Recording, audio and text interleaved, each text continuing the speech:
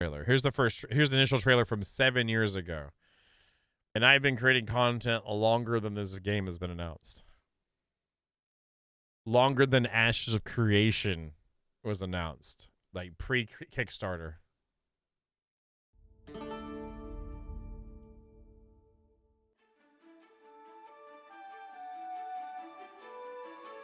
This is not clear. I hate they're automated.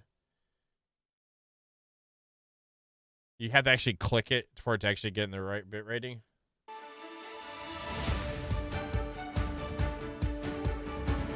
So this is the version that we're going to see, plus a little bit. They've done work on it since then, but...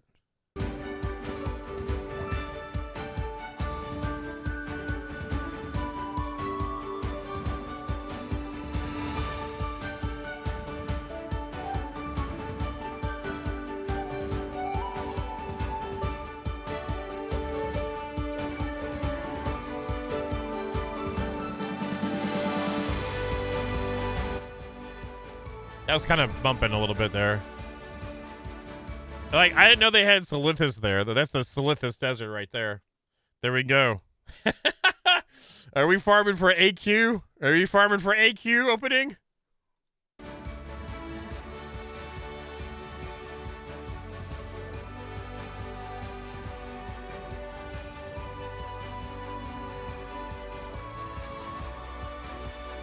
I'll get into that in a bit, Jester.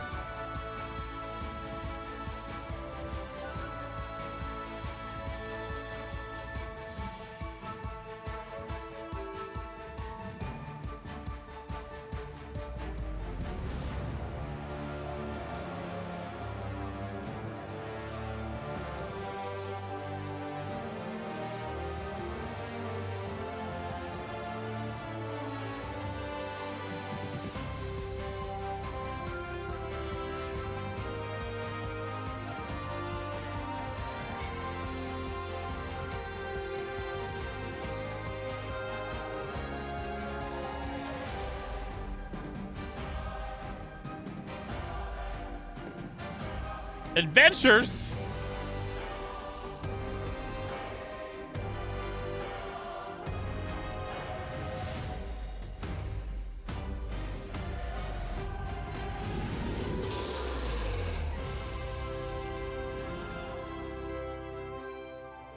So that was the trailer that got us all hyped originally. 7 years, guys. Some of y'all have had kids. Some of you had multiple kids. So the trailer came out. Not looking at anyone specifically. So anyway, if you weren't familiar with this, there it is finally. So yeah, anyway, that looks cool. We're gonna look at some of the specifics of that. There's a trailer there. Let's put that back over here. And then looks like they have it like from a month ago, official Breaking the Curse gameplay from the game. So let's see what this looks like. And I might have seen this before.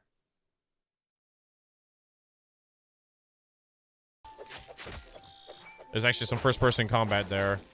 It's daggers. Third person. Very fluid changing.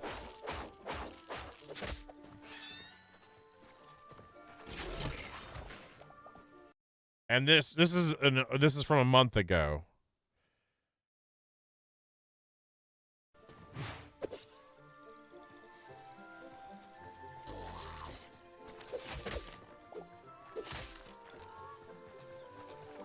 All right, sword and board now. Shield slam his face. So he's fighting with a sickle, one-hand sickle. Oh, they broke a block with it too.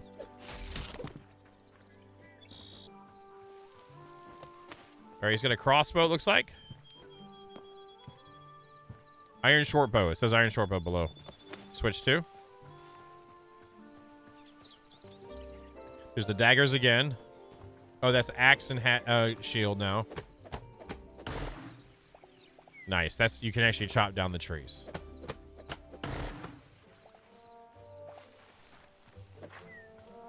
This is the thing. Even if there isn't Wadget, there can be. You need to simmer down, man. You need to calm your tits. A triple shot. Nice. Single shot. This is good. Nice. think it bugged out when he shot it and didn't die all the way. Good job, Loopy. Good job. I'm picking on you, Wadget, because I'm going to show you something in a minute here.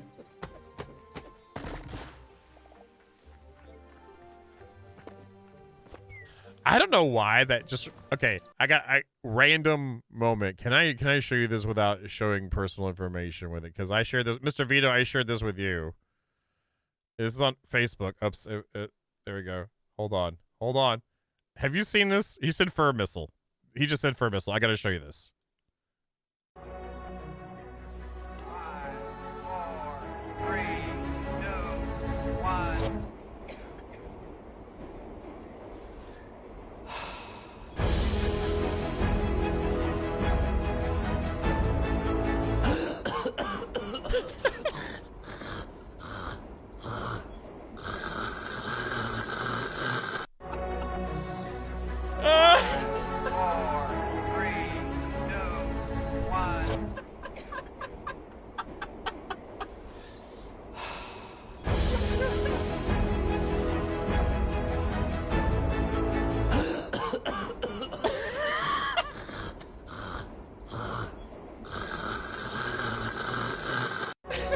That's straight up. That's straight up freaking Liquid Television right there, man.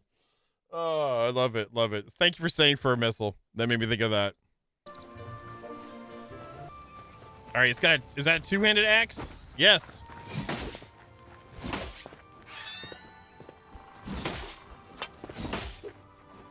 I like the animations. Blades of light.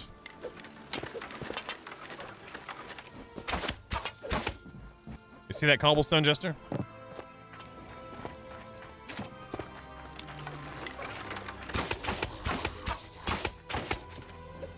It's like a quick loaded one, and they wound up. Oh, a slam looks like.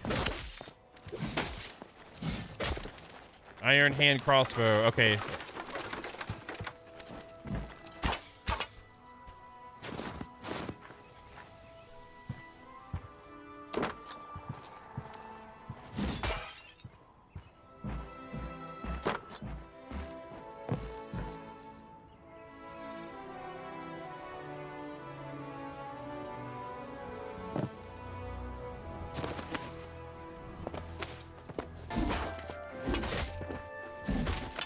There's a two-handed mace. Loving that.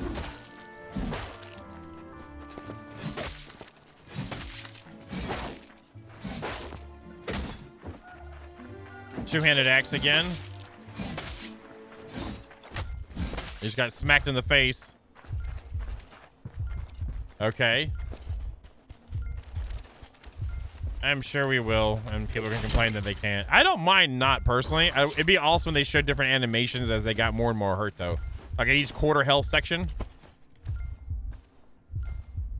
Press F to pick up lavender.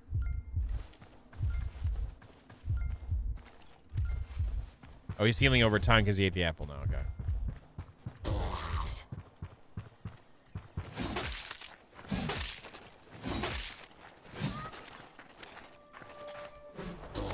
Oh, nice. That was nice. He's about to die.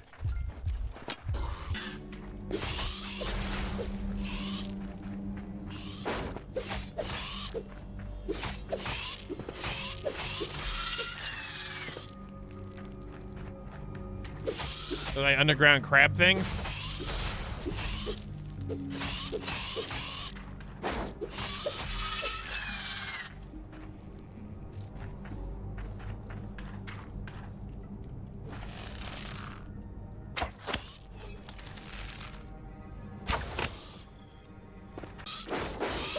More shield slamming. Orange glowing mushroom, plant fiber, sticks. God dang, it's hard to see.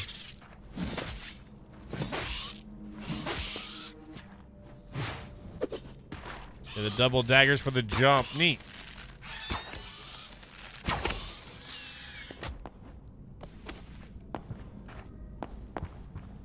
Third person now.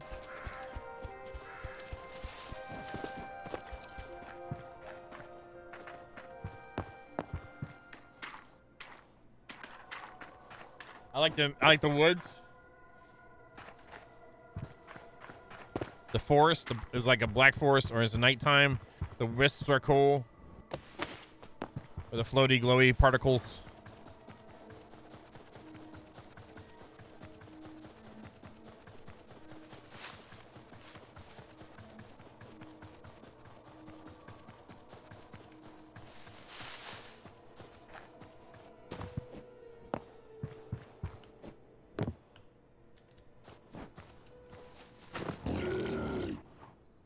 Oh, what is that? I'm out. He's like, I'm out. It's like a healing totem. Awesome. There's a floaty octopus tendril thing.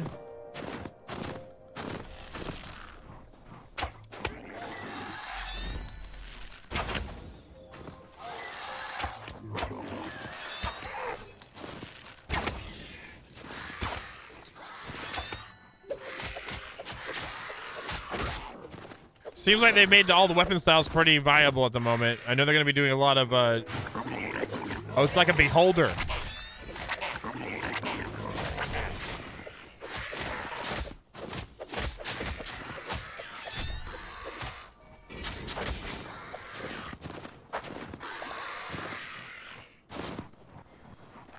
Raw wild meat.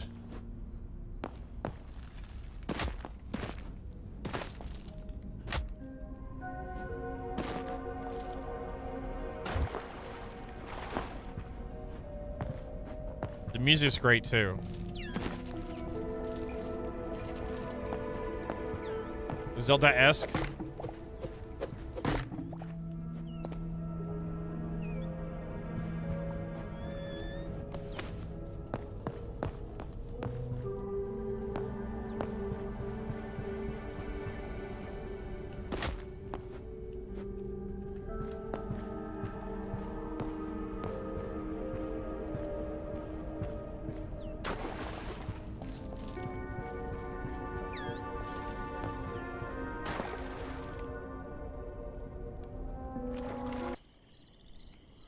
This looks like it's a swamp. Or a bog or something. Or a marsh or a bog. A big bush. A lush big bush.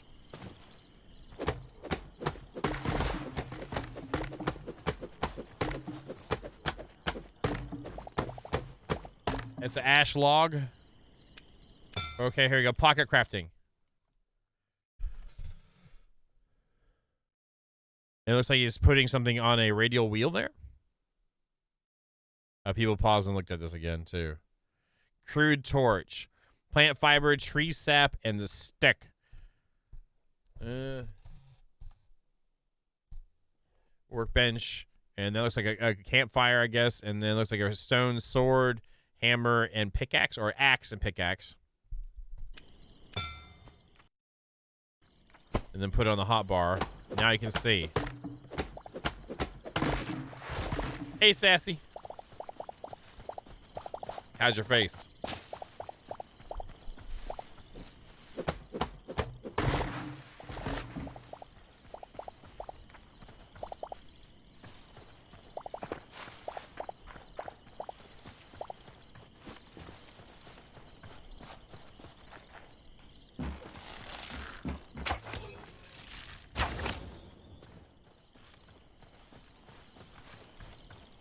I mean, you live with Jester. What else do you expect? You're going to have a headache, and you're going to feel blah. That's what happens when you live with that guy. I mean, I'd say no offense, Jester, but it's true. So. And you chose it. I hope you get to feeling better.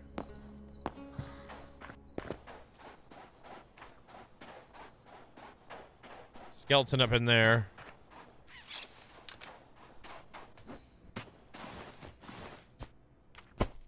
Got his shield back out. So he's manually having to switch his offhand, which is Z. Okay, so you can't... I wonder if you can put in the hotbar and press the hotbar key and it switches out your Z item. There's a ruins. There's like a tent. It's like some NPCs.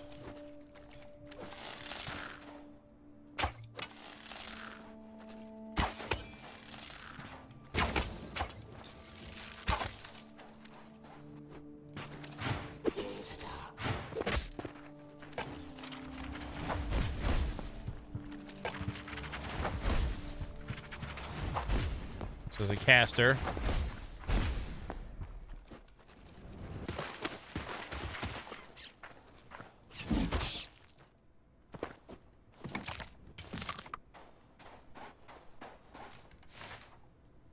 Ah, there's the map.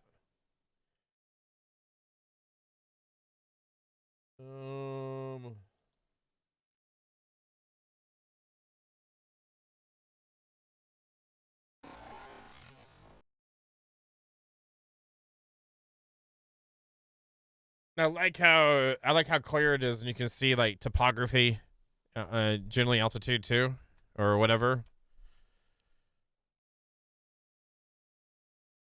That's really nice top down. Players, Simon, inventory, and there's a map. Looks like there's 6 warnings and 6 errors and 14 warnings.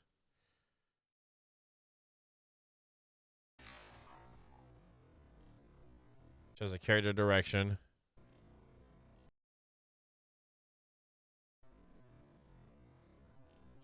There's a bluey area there, and there's water.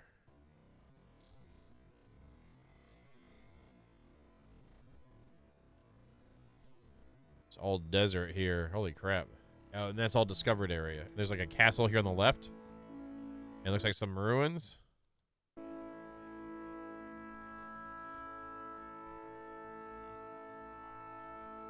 Like a pyramid. Oh, there's a right click to place marker. A wheeled mouse to zoom in and out on the wheel for the mouse. And there's a player list too.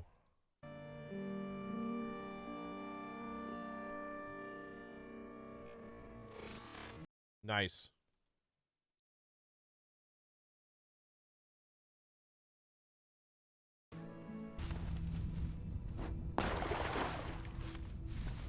Trying to actually see stuff. The frame rate's really good too.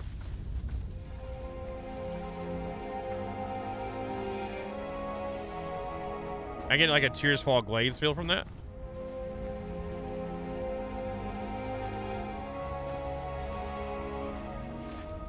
Oh, that's nice. Oh, I like that. At nighttime, the map gets darker.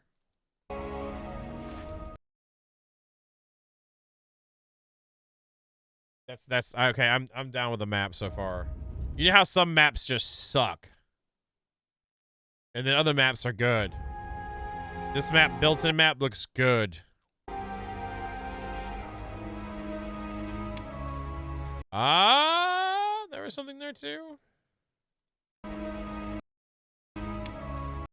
He chose select location and put the waypoint down. So on the map, and does it show it on? Yeah, it does. And then his compass has the waypoint. Very nice.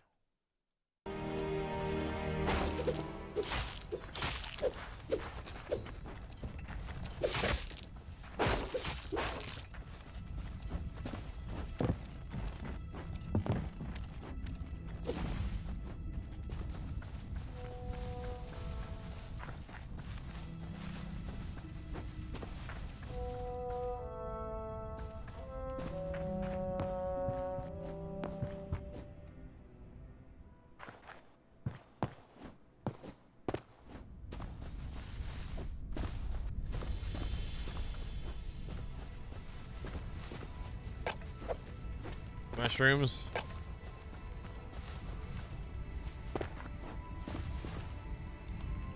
Is it chat? There we go. Oh, I just changed the time.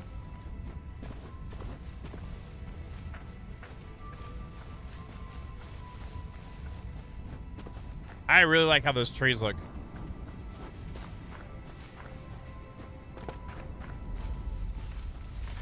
And there's rain now. Yeah, I like how he's able to select the waypoints. Oh, the trees are blowing in the wind. Do you see that? He's bending in the wind, it looks like. Yeah, it looks like they're bending in the wind. Right there. This is a field of view thing. No. That's very mystical magicalness. Looks like it's underground. Or buried, very, very, very thick canopy. Thick. There's crystals up there in the roof ceiling area. Looks like the blue points. What's that? What's that? What's that? There's a little totem thing.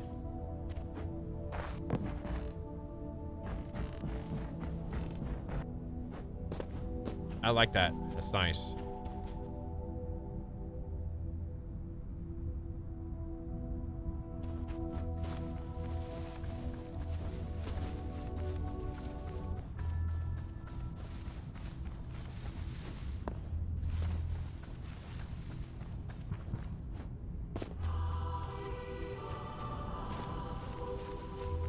Okay.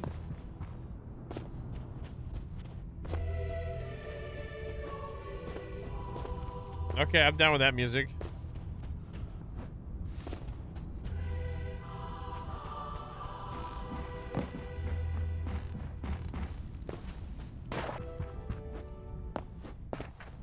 I wish you'd go through some like looting and the POIs and just clearing a POI kind of a thing.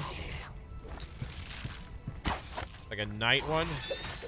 I think we've seen like 5 different skeleton types so far. Oh, there's a fire doggy, a fire doge, if you will.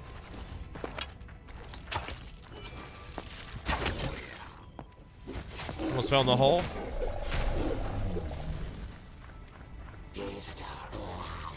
Like the sounds they make.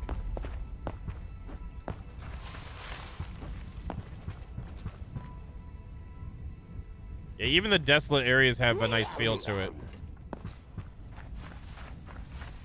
Oh,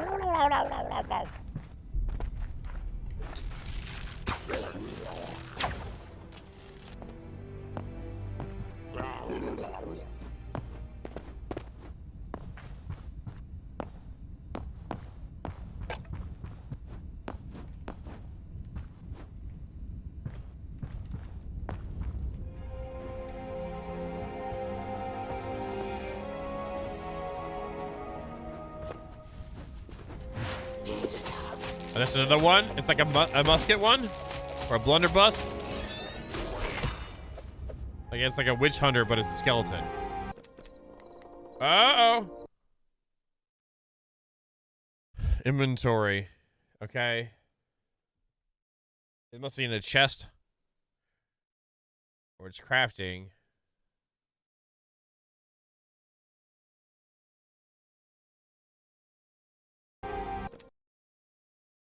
All right, so they've got filters here. It looks like blocks, placeables, like consumables and weapons, and I guess something like tools or something. Auto sort button.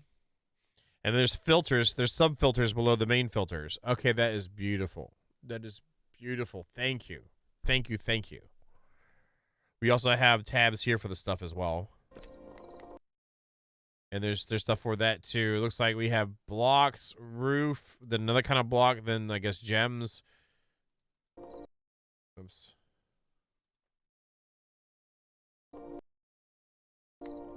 Okay. Like special contemplaceable blocks, I guess. Content creation tools. This hub, you can access various tools and editors that aid in the creation of content in Hytale. Simply choose one of the tools from the menu above to get started. Asset editor, model editor, world gen editor, world tools, builder tools, match them and help. This asset editor, this launches an external program that allows you to live edit game config assets. Hey, Bloody, it's all good. Good evening to you. Hope you're doing well. Thank you for joining us. Model editor, launch Blockbench app. Create your own models and animations for Hytale. World Gen Editor. Launch World Gen Editor. Edit how worlds are generated. Okay. World Tools. Prefab Editor. Prefab List. Spawn NPC. Spawn Particle. Change Player Model. Tint Chunk.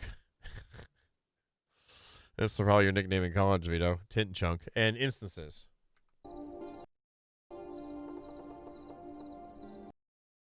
Builder tools, block editing tools, selection brush, sculpt, etc.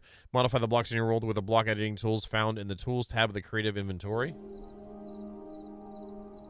You're gonna spawn NPC. Oh, nice. Nice screen for that. Behind my big chunky head, this says spawn NPC on the blue button. Choose the count of it too. Oh, look at your bunny. It's a bunny.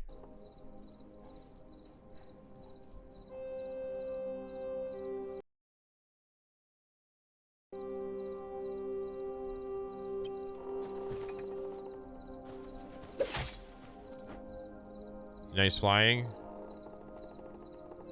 With speed multipliers.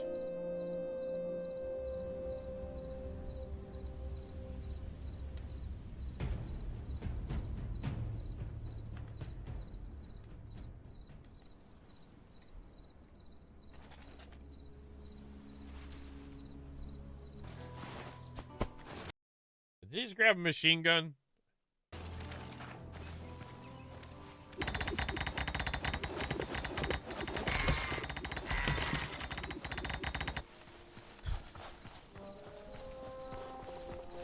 Again, that's a pretty biome.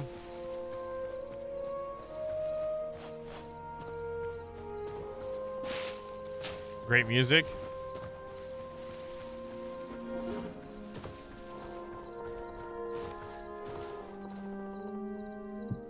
Ancient Gateway.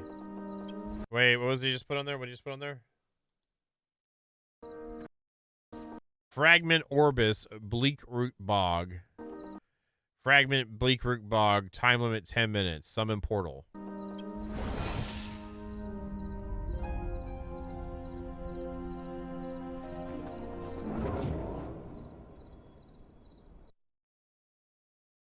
I like how, I think they call it breaking the curse as in they don't have releasable product. Now they're getting there. That's a really good video. That was really nice. If you want to check it out yourself, I'll put a link in the chat for you. Just in case it's something you're interested in watching and divulging into closer whatnots. So put that right there. Neat. Back to them. So an introduction to making models for Hytale. Everything you need to know to start making models in Hytale, including our block bench plugin, video tutorials, and much, much more. So this one we kind of looked at somewhat already. So hello, I'm Thomas Frick, and I've been art directing Hytale for the past decade. Today we're so happy to finally share some tips and tricks to get you started on making models in the style of Hytale. There's so much to say on the hot topic. Consider this an introduction to a larger series of share-outs about the Hytale art style. Now buckle up. One art style to bind them all. Hytale's a vast game containing many universes and themes. You could be visiting Orbis, end up in mini-games, shooting aliens, or riding dinosaurs in a prehistoric world. Pixar? No matter what you see in-game, we aim at building a consistent, emblematic art style across all game modes and media we craft. Concept art, UI, modeling, animation, VFX, level design. And a lot of thought has been put into it. We want players to feel like that what they are experiencing is part of the same universe, the world of Hytale. In any game, art direction is the glue that binds every aspect together and maintains a consistent, enjoyable immersion. It will help support game design and lore and ultimately generate player delight. Hytale art style, a modern stylized voxel game with retro pixel art textures. 100% cool with that. Hytale art style was born of a combination of influences, Minecraft, by fully leveraging modern game engine capabilities while preserving the charm of an old school pixel art. We're at the intersection of low definition pixel art and hand painted 3D. So hand painted and pixel art, we are here. Okay, the art pillars, we have distilled the essence of Hytale's style into what we call art pillars. Every time we create something new, we ask ourselves, is it compatible with our core visual pillars? Immersive, what we want players to feel and why. Fantasy, which is our theme, the setting we want the game to take place in, the rules of our universe. Stylized, the way we paint, model textures, and animate our stylistic choices. And flexible, a philosophy for supporting our creators, the approach to our tools.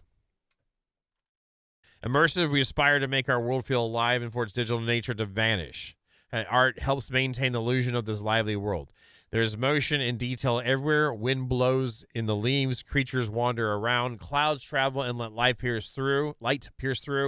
The world reacts to the player. Creatures interact with them. Their eyes express emotion and interest. We aspire that the game's visuals will leave a lasting impression on players' memories. Fantasy. Hytale is deeply fantasy, but isn't limited to our core medieval fantasy world of Orbis. Our art style remains recognizable and consistent across universes, stories, and themes. Fantasy doesn't necessarily mean medieval fantasy, correct? Each character we create has a unique personality and twist, even when we use popular archetypes. Stylized, which is one of my favorite versions of art in games. This World of Warcraft is stylized. This is visible through our proportions, color palette, and stylistic choices. It's usually more saturated, more vibrant colors than modern or realistic. Our models aim to be iconic and easily identifiable so players can read the world they navigate, regardless of how cluttered the space is. Simplicity is key. It doesn't mean low quality, and it takes many iterations to achieve. We carefully select which parts of the geometry to preserve and which to discard and achieve consistency.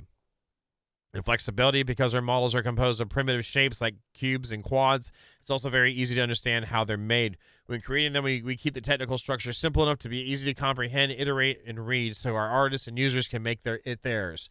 Our tools are designed to be used and shared by everyone, and this is the true goal of Hytale, empowering user creativity. So here's something important. The Hytale renderer.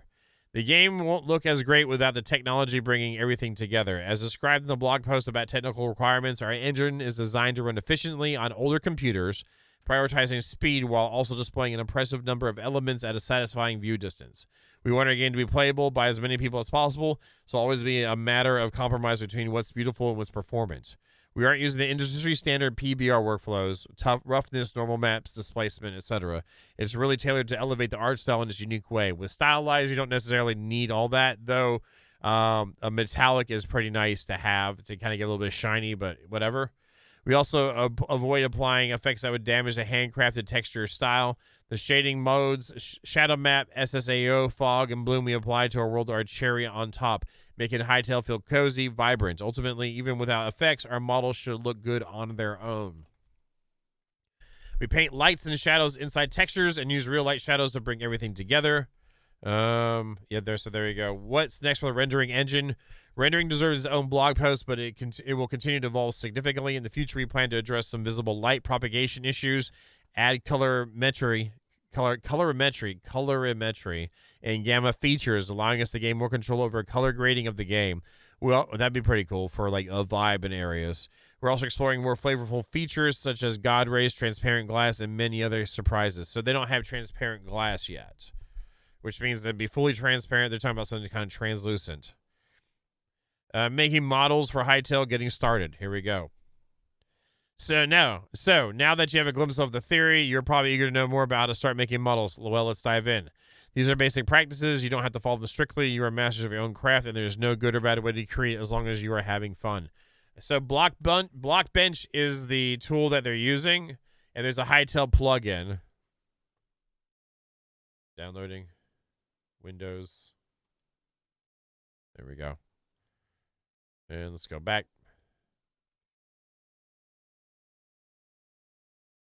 This is for the models. Low poly modeling. Blockbench puts all the tools at your disposal to make the creation process of low poly models as easy as possible. Use cuboids to get Minecraft aesthetics or complete complex low poly shapes using the mesh modeling tools. Texturing tools. Create, edit, and paint textures right inside the program. Create or import palettes, paint or draw shapes. Blockbench can automatically create a UV map and template for your model, which is nice. Animations. Blockbench comes with a powerful animation editor. Rig your models, then use position, rotation, scale features to bring it to life. Use the graph editor to fine-tune your creation. Plugins, which is what you'll need for Hytale, which you'll probably specifically, I think, just use that for now. And it's free and open source, so it's free. There you have it. There's a thing. We'll get into more of that. So, and then the Hytale plugin, which is on Blockbench as well.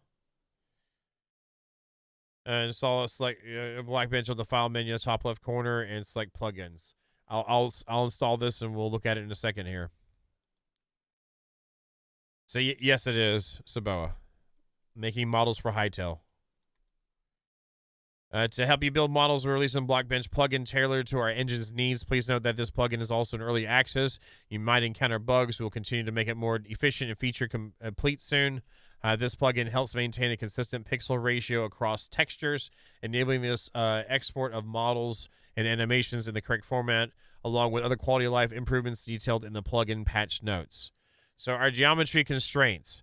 Cubes and quads are basically what you're after. Nothing with bevels or anything like that. That makes it a lot easier and harder at the same time. When making models, we only use two primitives, cubes, 6-sided, or quads, or 2-sided. Also, they don't want skewed geometry, which is understandable. No edge loops, no special topology, no triangles, pyramids, or other functions of more traditional model styles. This ensures all models are easy to make, unwrap, and animate, and don't require weight painting, which is great. Rigging or 3D art degree to get started. The Blockbench plugin will help you keep everything simple. That is beautiful. Hey, fish in a cage. Hytale proportions. The character bodies are far from realistic. They are small, bulky, and cartoony. This supports the cartoony, chunky style used in every other element of the game. Similarly, blocks and furniture are toy-like and have pure and iconic shapes. Can I open this in a bigger screen? Yes, I can. I think this looks better anyway. The Hytale proportions. I could go either way with the character, but the actual like furniture stuff, I prefer that. I don't need something realistic. When creating characters, we carefully name each node to make it compatible with our animation system. As soon as the bones are properly named, they will be animated in-game. If you're curious, here's an example of player's hierarchy of bones in Blockbench.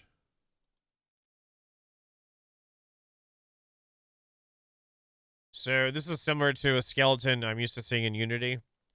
So you have your, I'm guessing the folders are the skeleton pieces, and that just made the attach points for it too. Eyelids there, eyebrow attachments, eye attachments, mouth attachment, shoulders, thighs, thick thighs, and calves. Very nice. Okay. So, yeah, so no round, and don't forget, no spheres allowed. That's funny.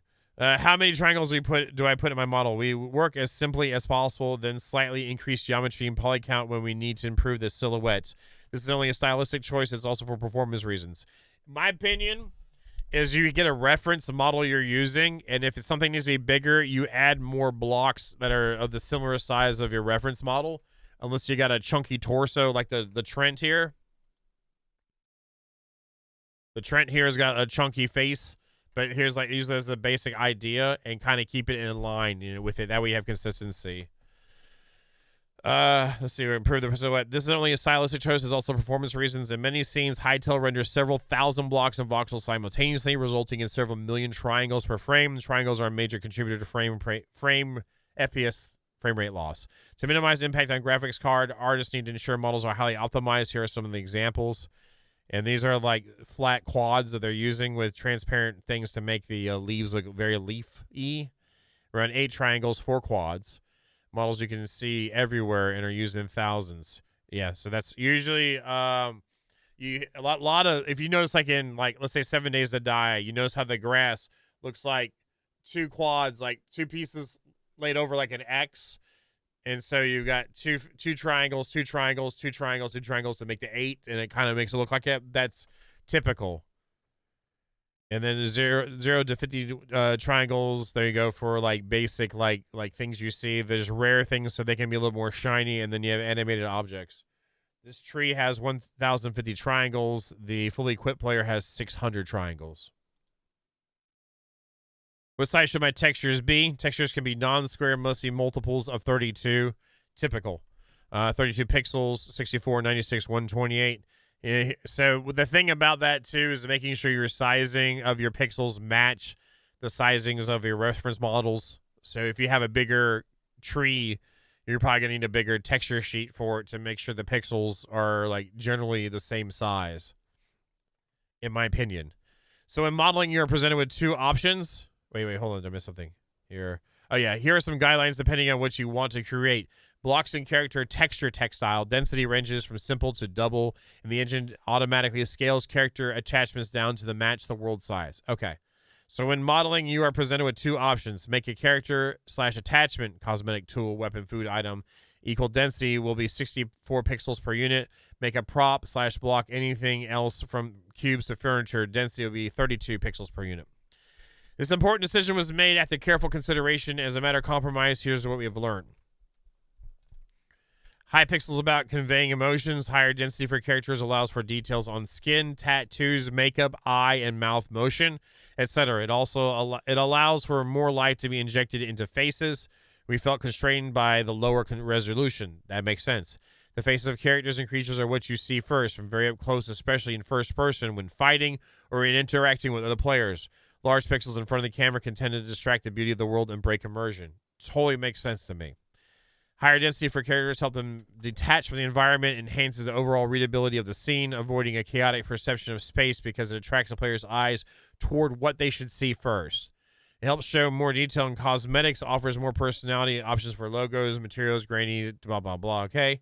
In first person, it helps with visuals of your hands or weapon tool equipped, which can look distracting close to the camera. Makes sense. Keep in mind that during early access, many avatar customization features will unlock progressively. We will keep improving visuals and adding options in the future updates. So 64 pixel units, good level of detail close up. You can see that with the eyes. Definitely okay with that. And then here's the blocks. It's 32 pixels. Workbench there. 32 pixels per unit. Okay.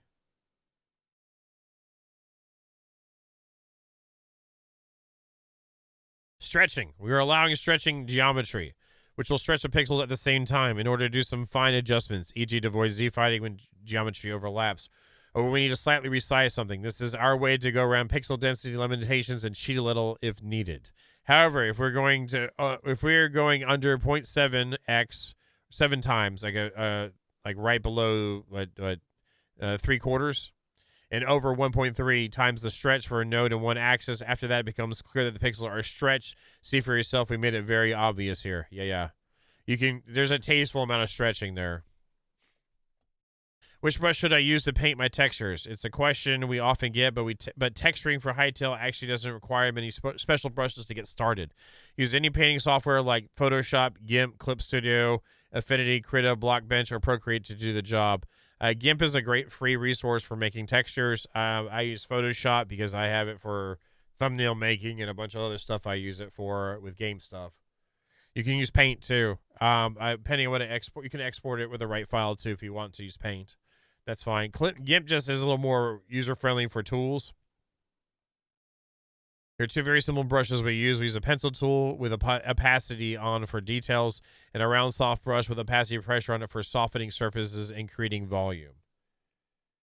So you can see how this is done complete with pencil and it's very hard. This is done completely with the soft brush. Whereas here, because everything's blurred, here you have the top. It's very easy to see how it's clear with a little of the edging smoothed out. Same with the pixels here. It's a great idea. I like that. That helps your eyes kind of, you know how sometimes when you're tired, your eyes kind of blend some things together and they look like more, I don't know, present, but they're not. That's what this kind of coaxes. This just looks like your eyes need to focus in. Very nicely done. I like that. I like that a lot. Here we go. And they're showing a little bit of that brushing to smooth it and fading into it.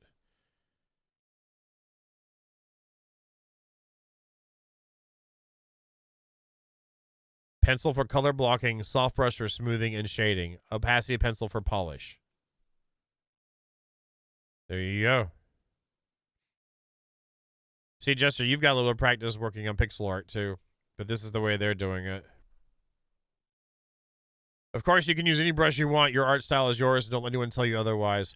Which, if you're not using existing assets like visual assets in the game, that makes sense. The key elements is that we treat each texture as an illustration in the sense that we often paint, bake shadows, ambient occlusion highlights directly into the texture to simulate more complex lighting than there really is in the game. Since they're not using PBR, they aren't using a normal texture, which a normal texture looks kind of like a hologram, and it tells how lighting should work with the texture itself to give it like, you know how you look at some things and it looks like it's got depth, but when you go beside it, it's completely flat. Normals typically help with that. What have you got here? Painting highlights and shadows. First pass on model, it lacks a bit of volume, unclear where the light comes from. Paint over added ambient occlusion, which that should be an E. Occlusion, shadows in corners, which you can see here. There's a little shadowing there. There's that. Also, they made it look a little more puffy with the painting as well. Added highlights on the top edges to accentuate textile folds. Also, they added another model for the I think for that. It's got to be another model. Here's the door. Gold was lacking metallic reflection. Sides of the door didn't have edges of volume. Paint over, added highlight on the edges. You can see the lighter white, lighter yellow on the edges here. And it actually accentuated ambient occlusion underneath the gold trim, which is below and on the sides there. Very nice. How to pick good colors for my models. Hopefully they give us palettes. If they're not, then you can get palettes online and choose your 3 main primary colors and then go find a palette maker and then get the palettes from that. Yeah, I like Photoshop better myself because I'm used to Photoshop, but GIMP is great.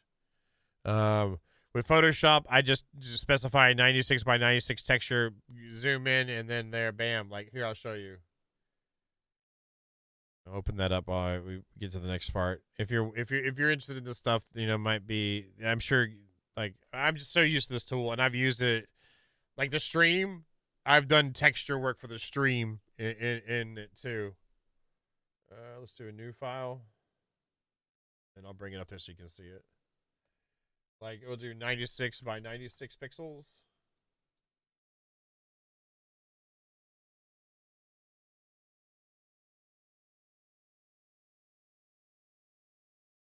And then zooming in. And then you can set a grid too. If you want. I'm going to turn the grid now, but just, oops, that's way too big. And then size is 1 pixel. So this has all that stuff there going like that. You can go in and actually see what you're doing with it. It's a similar idea. I have no idea what I'm drawing there.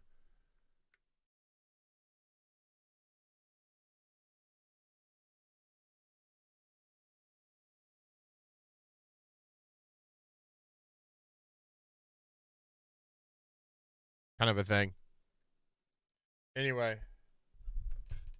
Right. That's why I just said that. Yeah. I was saying GIMP is a great free tool. It's like that. I still prefer the hotkeys and everything from there. So, apart from art theory will teach you, there aren't real limits for picking colors. Avoid pure white and pure black, as this will break lighting in game. Also, add too much contrast and ruin your values. We tend to add color in our shadows. They never purely desaturate color, always contain nuances. It's true, because if it's completely black in the shadows, you can't see anything. Make it like a bluish tint, a purplish tint, a greenish tint, depending on what your ambience for it typically is, in my opinion. Or if you're using it for, like, let's say armor or something too, like you still want a dark and silver, you want it completely black. To understand if you're, we tend to add color in our shadows. Yeah. For example, a hint of purple in the shadows will sometimes make a model more vibrant. To understand if your color palette values are on point, there is nothing better than trying to implement your model in-game once the game is out. So here's a great idea. Imagine a spotlight above your model. This is where you should paint more light and contrast to help the face and top parts of the character pop out. Spider lacks vibrancy, washed out shadows, lacks definition in some areas. Purple hues in the shadows, some orange hints for subsurfacing scattering, vibrant and interesting colors, even if pale. It's got 8 legs, it's wrong. And like, let's say free color palette renderer. Start the generator. Let's go. No, I don't even know. So you can like, here, let's just press the space bar and then you can generate different palette cleanses. There should be a way to set up your colors too from these. Yeah, so usually you can choose like 3 primaries and then it'll give you a palette of, you can say, specify like, I want a palette of 16 colors or 32 colors that all kind of go together, and then you can use that for your painting and whatnot. So true. Shading mode and materials. If you're working on a character and want to showcase it from Blockbench, we recommend disabling side shadows to avoid creating a hard edge effect on the body, especially if you try to simulate curvy organic volumes. Ooh, I like some curvy organic volumes. I don't know about y'all. In-game, for performance and style reasons, we work with a tight set of material types. We call them shading modes. Blockbench isn't able to display these shading modes yet, but you're able to set them and export them for Hytale for each node of your model. So they have a standard, a flat, and a full bright. Good for standards, good for solid materials, edges marked with side shadows, which you can see there. See how the little edges there is a little bit darker there. Flat, good for organic or softer surfaces, erases edges. See how that kind of just blends in, and that's good for the puppy, the piggy, which makes sense. Like if you see that, this looks way more, like present, less blocky in the world. And then full bright, no shadows, glows at night, and emits bloom, which there you go. It's emission. It's got emission. So it's great. 3 different ways means less stuff you can mess up. And here's a video tutorial. We'll check out that here in a second. Actually, we'll do that now. Let's see what it has. Hello everyone, I'm Thomas from the Hytale team. I've been art directing the game for a little while. And today I will show a video, it's actually a series of video. I want to make a creature for Hytale and with the Blockbench plugin. Yeah, 100% kill mark. And starting with a concept. So this video is about showing you a bit of the process before modeling. So here it would be coming with the idea of a creature. So this golem here, you've already seen that. It's been public for a long time. It's a fire steel golem, a concept and model here. And I want to make a tiny version of a golem like this, a magma golem, which would be smaller. Like if I bring the image of an image of a player here, I put that on top. The size. One thing I can't stand about listening to people talking is hearing them swallow like every few seconds, like they've got a wet mouth. I can't stand it. The relative size of this player, it would be like this compared to the fire steel golem. And I want to make a creature which is smaller, maybe around this size, bulky, a bit dwarfish, but strong, but not as tall as the player maybe. So I would draw that quickly. I would try to keep it short. I'm going to speed it up. It's always good to start with a concept, with a sketch. Doesn't need to be super detailed. You see this one is not that detailed. And if you want concepts, you can watch. I watched on my own. I just want to see him do the process though. So he's showing the different parts there, the colors, this concept art. So he's taking that for reference. And he's taking reference from the scene too for his palette. And he has a pen system, I'm sure, too, what he's using for drawing it out. So this is him doing concept, which is a good idea. Even if it's a crappy, like, MS Paint, JB is showing you what it's about kind of a thing, it's good to get something together for that. You like that first version, now he's making another version to try out. I don't have a problem with the accents as long as I can hear them. It's just the intensive swallowing and stuff. So let's go into this. He's doing some specifics with the details on that. Now he's actually made a silhouette. He's getting color together, I guess, now. He's got his color in the background there now. And getting some more colors in. Again, he's doing just concept art right now. That's a great job on the concept art, like this quickly. It's a lot of work for his concept. Okay, so this is just showing the concept art to go into it. Is he actually going to build it in on the next one? I think so. Here we go. Magma model making. 52 minutes. Here we go. The Hytale Blockbench plugin. So once you have downloaded everything, Blockbench latest version plus the plugin. So I will just show you. I am on the 5.06 version. So depending on when you're watching this video, it might change. But this is the current one. Make sure you're always up to date. And if I go in plugins, you can see the Hytale models here is on 0.3. Let me install this while we're waiting.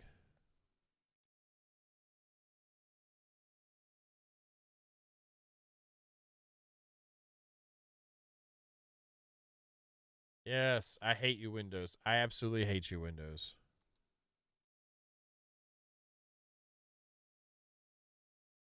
This PC, and we're going to put it in my Sabrinth one. Yes.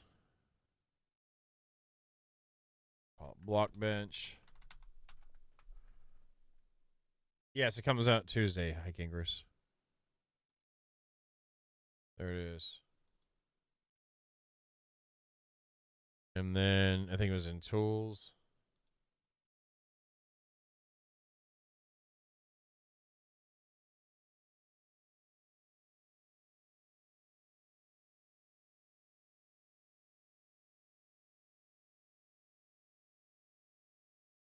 The plugin's right there. And then Hytale. Where's the search at right there? Hytale. There we go. Install it. There we go. Done. It's already installed. That's how quick it was. And there's a Hytale character here. There's a Hytale prop. Exercise already set there. Test 01.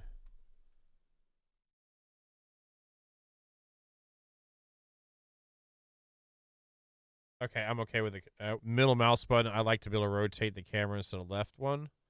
When you click down middle mouse button, so I'll probably change that. Otherwise, though, not bad.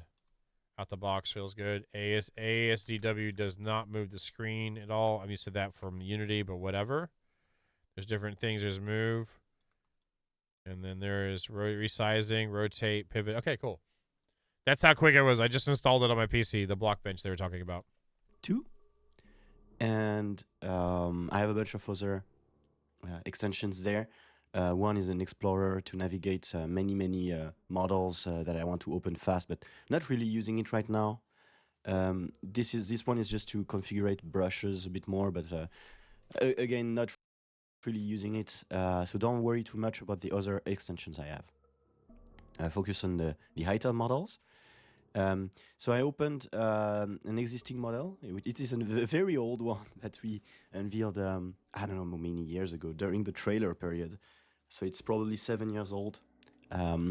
So it is not perfect. It has little things I would fix if I had to do a polish pass on it. Maybe eventually we will do that. But I wanted to show a finished model and how it's built. So if you look at the hierarchy on the right, you see a lot of folders which represents a bone, and each bone controls some geometry attached to it. So if I move this arm here, it will move the other cubes that are attached into.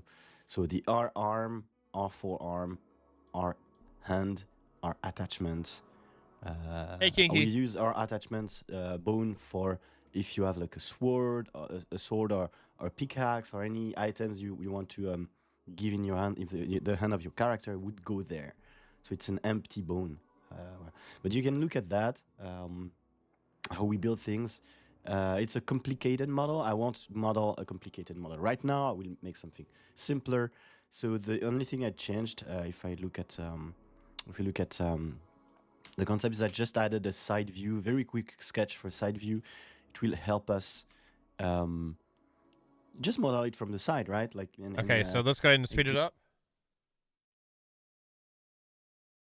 That's the wrong thing.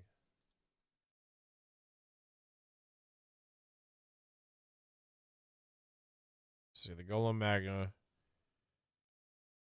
Just going over here, create a texture, blank texture, name of the texture Golem Magma, and just getting some basic colors together.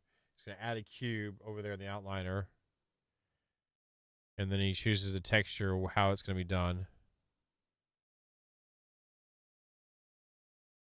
Got it.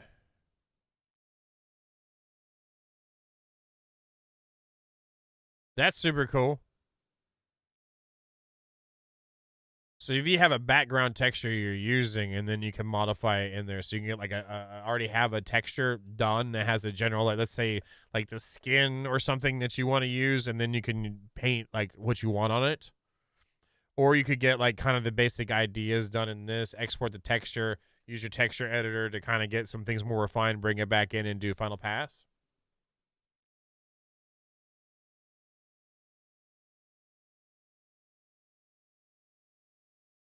So is there more resizing? He's got his listing of here, so here's where he has the body and whatnot. Let's go a little bit further in. Okay, so he's bringing in, I guess, a reference.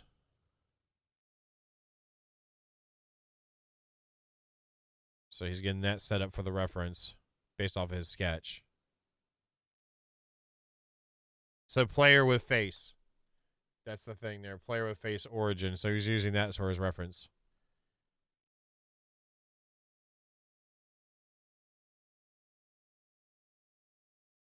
And now he's bringing a reference for that to put behind it so he can actually build his guy right. Okay. Typical.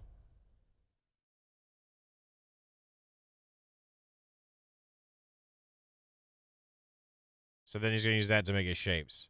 So he's going to use quads, I'm guessing, for the spikes, I guess.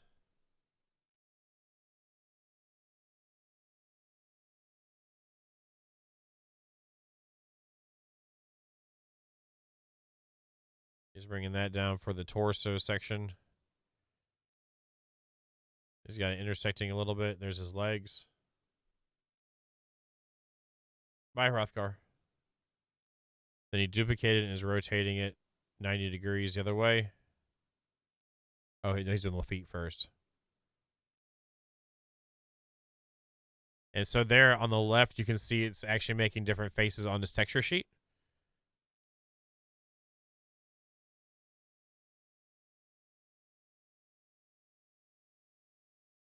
Not in this program. I mean, my streams in Unity Max. Like and everything. Yes, I've messed. Yeah, I have a game I'm developing. I haven't had time to work on recently because of all the videos I've been putting out. But yes, I'm not like some like amazing at it, but I'm proficient enough. Is that good? So he's doing blocks for hands, added in a thumb piece, looks like, maybe. So now he's going to go to a side view, probably, after generating the textures. Resizing a little bit, and now he's going to a side view, I guess.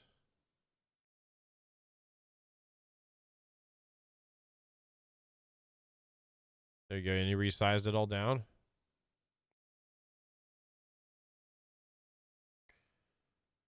And he's adding in more blocks to give it that torso V that he wanted.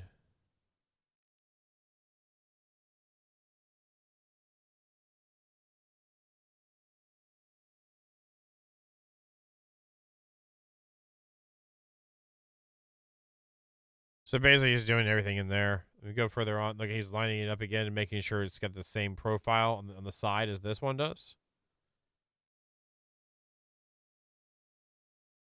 Let's see as he goes in.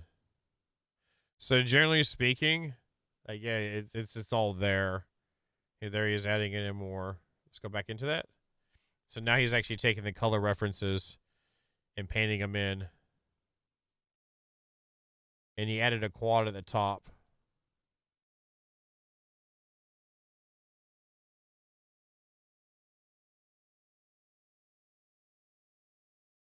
That's the eyeball then, okay. He's adding a quad in front of that for his eyeball, I think. Yep. So then they can use that and move it around in animations. Let's just see. Let's skip ahead. He's going to go through pretty much a lot of steps there. There he's adding in the paint, getting the overall colors together, referencing some of the texture colors, I would assume, or how the texturing's done. So it matches more.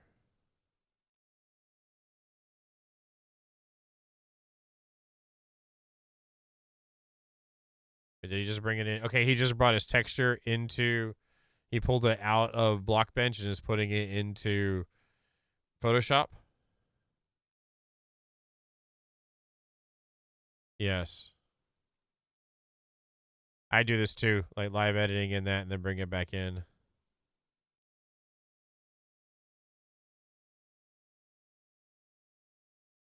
He's softening the edges, so it kind of blends into it and adds some shading. I like that. So what happens when he's done? I want to see when he does after he does all the adding of the little things in there. There he's adding that. Okay, so you use that material color for clear for non-textured areas. And so what he just did, he put in this darker lower section on the front face there. Did some blending of it. I like how he did that. You can see how much more vibrant it just feels in this flat feel here. Let's go further in to see what he did in the end. Like, that's really coming together there. See how he actually did some texture work here. Got the eyeball looking better.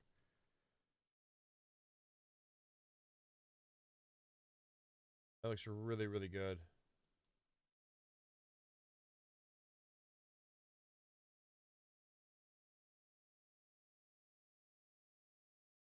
So that's Blockbench. And that's what that downloadable tool. And he used Photoshop for some editing of the texture sheet while doing it, which is nice.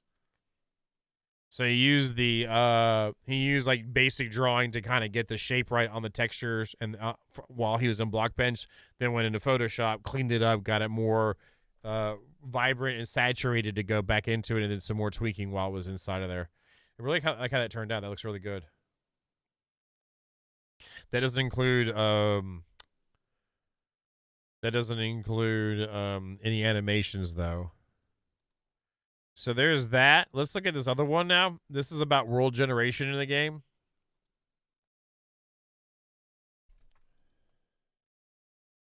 Hello, I'm Dan, the world generation engineer here at Hytale. Today, I'll be joined by Amber, one of our designers, who will be taking through our world generator today through the lenses of engineering and design.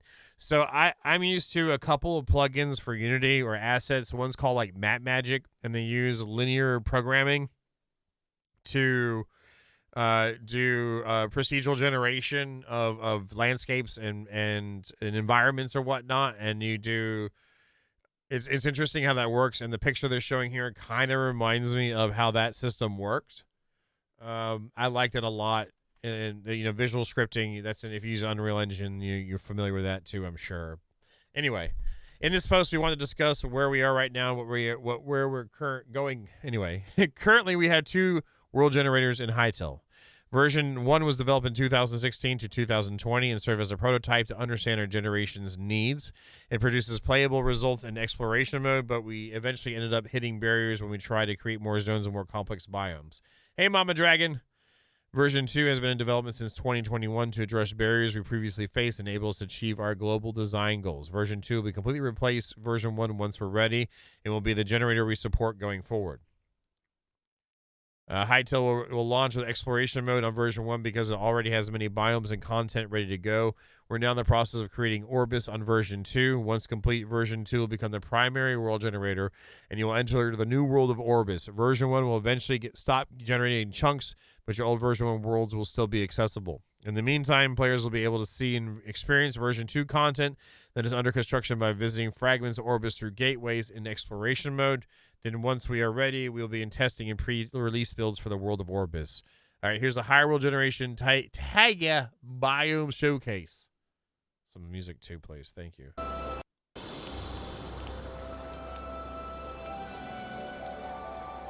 Hold on.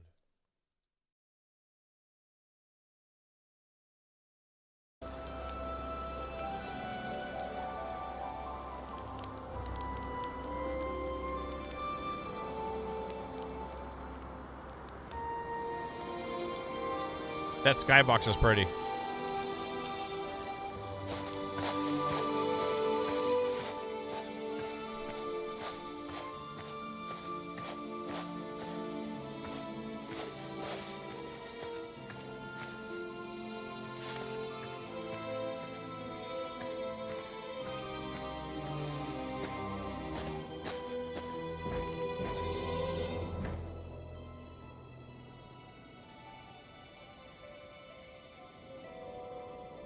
Like the owl, I guess that is. Yep, it is.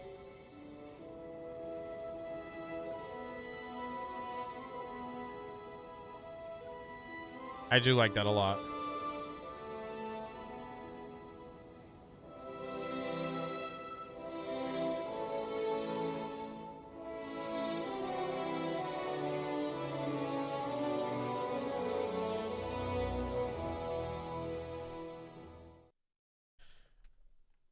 All right, well, there you have it. Let's say it one more time going in there.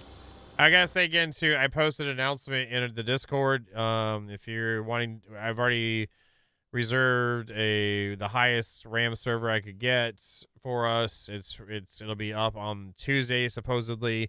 If you want to join in with us, post in the Bronze Maniac chat that you want to join the Hytale server. We'll give you the tag, and then whenever the chat room's ready for it, it'll go up. And then whenever server information is ready, it'll go up. Chat room will probably go up this weekend, just so you know. I'll probably have it up on. I'll probably put it up on Saturday, Friday or Saturday, and we can build up a little hype there. And then again, if you haven't pre-purchase the game and you'd like to pre-purchase it, you can use code John Bain if you want to help me out, and it'll help me out a little bit. So either way, there we go. I like how that looks. That looks really good. Is that version 2 that they're showing? It didn't say, did it? Didn't say what version it was. Okay. And then here is the erosion effects.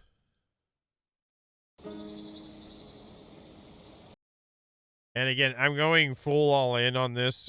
Hopefully there's enough stuff for content to do stuff, and I'm sure there will be, and we'll be doing a lot of building and adventuring, hopefully.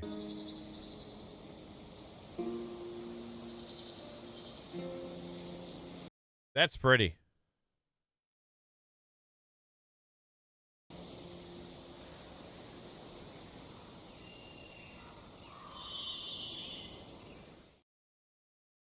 That's pretty.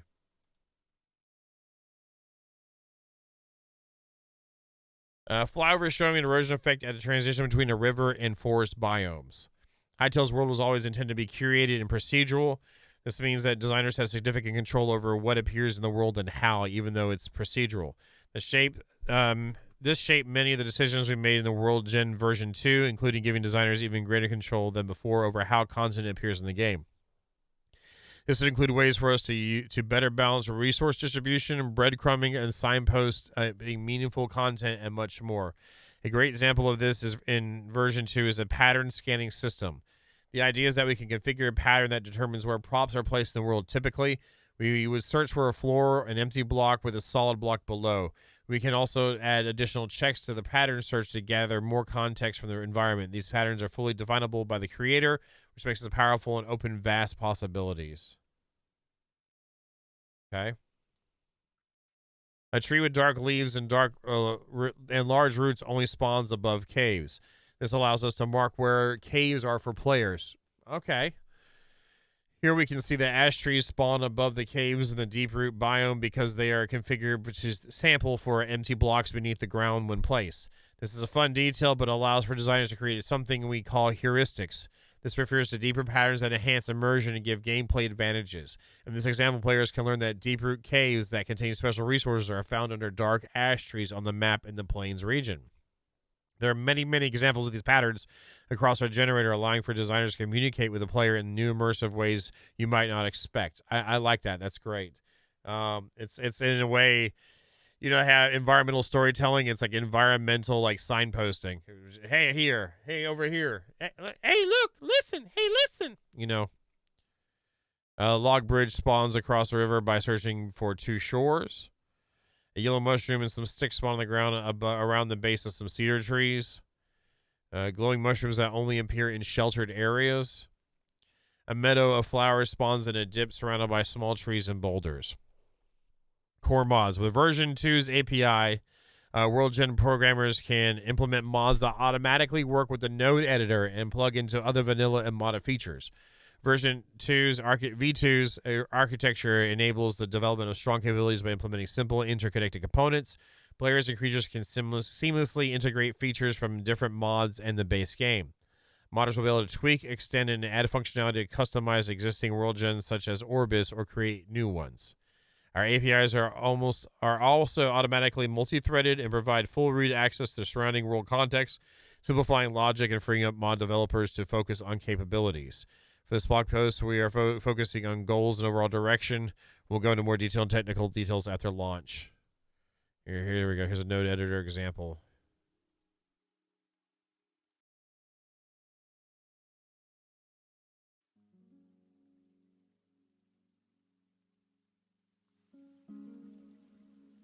So you can see what they've got there. You can see at the beginning of it too, the visual scripting.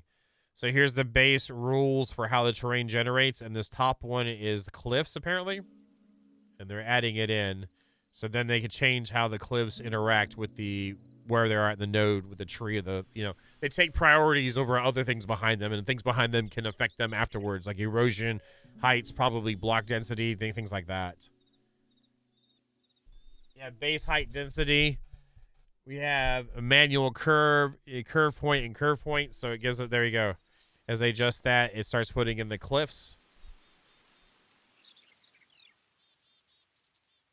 And then they can add erosion and different block types to that.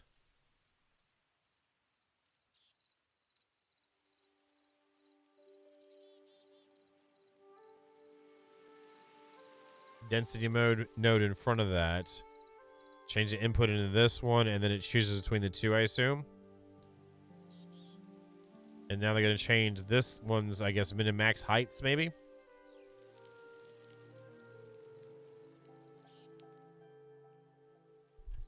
It's hard to see what it says on the nodes without looking at it, but it's cool to see them do the editing.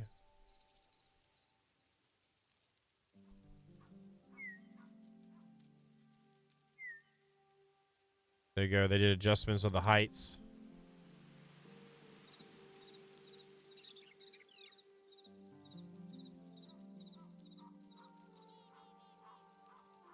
Brought it down even further for the cliffs. Different octaves. That's noise. So they're adding noise to the cliffs now. Instead of being smooth cuts, they're actually got a little bit of variance going on.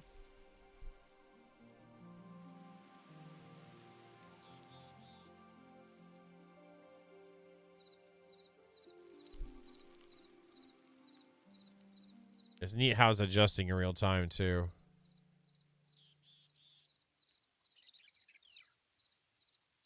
And there's the different materials here. So now they're going to add another material to it.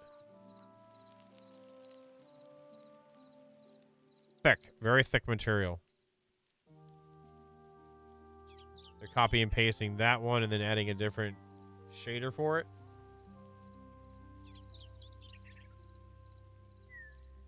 And so it's going to add the variances of that to it as well. Oh, they made it grass. They changed it to grass.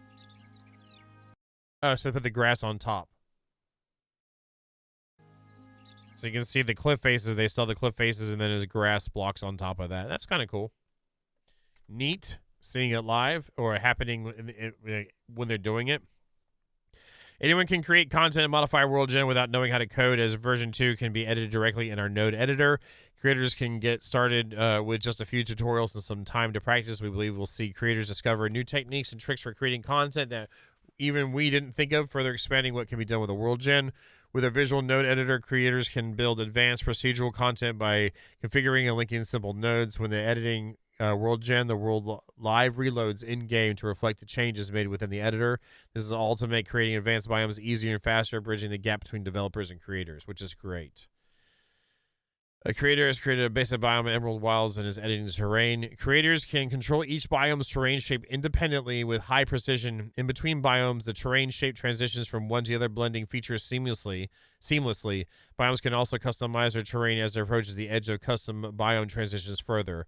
So, like with 7 Days to Die, you know how you get snow and it's on the edge of a desert and it's probably about 5 blocks wide, the transition from snow and desert? This has the snow and desert blending, and then before you get the snow and desert blending, it also has an extra area around that you can start the whole process to make it look smoother between the transitions in your biomes.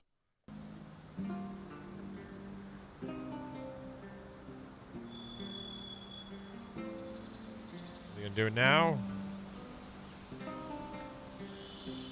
Just there you go.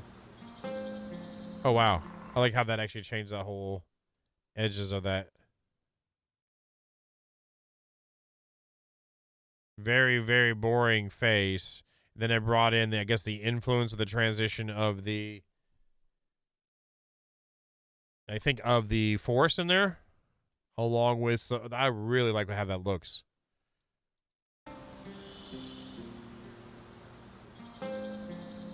That has character to it. I really, really like that. Super cool. Add natural rocky surface to a cliff. Creators can fully control which material the terrain is made of by assembling material provider nodes. Material providers function as logic nodes with configurable rules in terrain context, such as a block depth below the ground or the amount of empty space above the ground. Here's some material examples.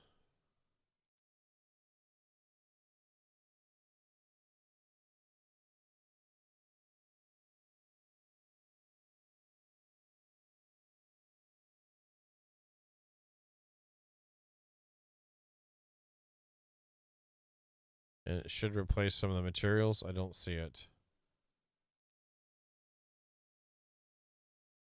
Is it above the blocks here? It's down there. Oh, you can see the depth changes down here. So below that area, it changed these ones to dirt. So if it's covered by a block above it, there's no grass growing is what they did.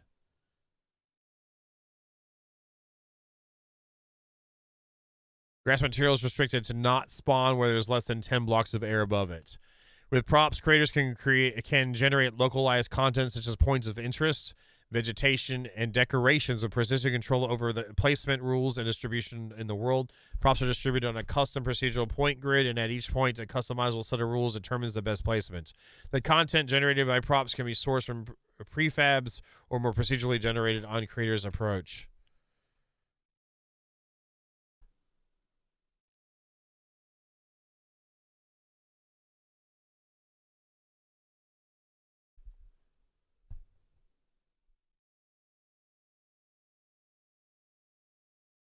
There's the trees coming in.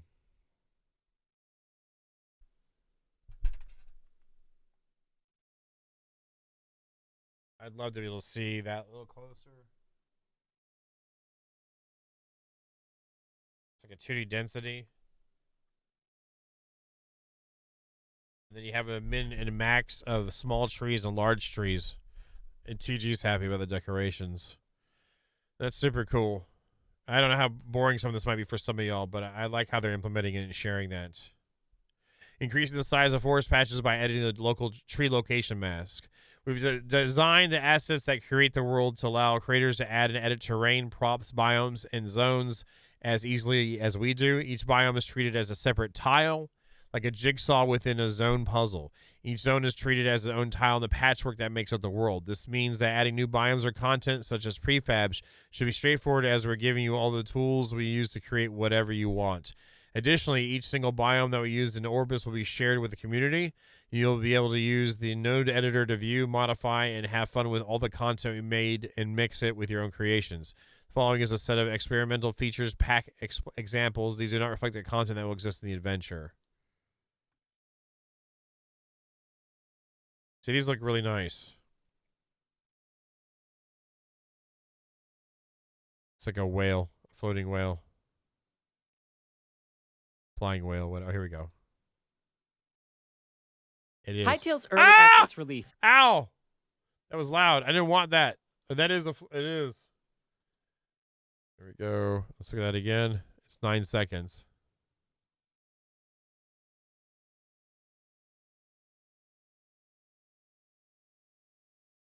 They sped it up because you see his eyes going crazy.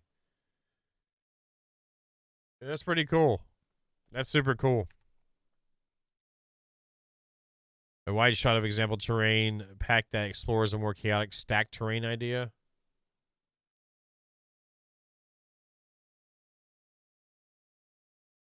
Procedural rings. Going forward. Keep in mind that in early access, many systems are still under active development, and the asset structure will change frequently as we complete core features over the coming months. We'll depreciate features being replaced where possible rather than remove them suddenly, because it's important to us to support creators in the same way we support our designers. As part of our push to support creators at every step, we'll publish first-party tutorials, guides, and documentation to train the community alongside us. These will cover everything from gritty world generation concepts and specific techniques used by designers to in-depth systems documentations and best practices for performance optimizations. Over the short term, we'll be focusing on performance improvements, upgrading existing features, and making the asset structure more modular and flexible. In the long run, we're planning a ton of really cool features such as procedural rivers and paths guiding players and connecting places, procedural architecture for generating dungeons, ruins, and buildings, organically growing fauna to increase diversity and coherence, waterfalls, and more. Community feedback and suggestions will directly shape the future of Hytale's world generator. And last but not least, our designers will be working to release a content-complete Orbis in the new generator. This means we'll be hard at work creating new prefabs, biomes, regions, and zones with that new car smell for everyone to explore and enjoy. Until then, we'll catch you in the next World Generation blog. In the meantime, enjoy some snapshots of our work-in-progress biomes aimed at a future adventure release. So this is the Emerald Wilds. Hey, Tywar, how you doing, buddy? We have the Taiga with river biomes. Kind of feel like you should find castroids there. More Whisperfrost Frontier. A trunk is generated procedurally using terrain and positions fields. Good night, hikingers. You have a wonderful evening, sir. A lush oasis lies hidden in the Howling Sands. Yellow trees spawning only around rivers in the Howling Sands.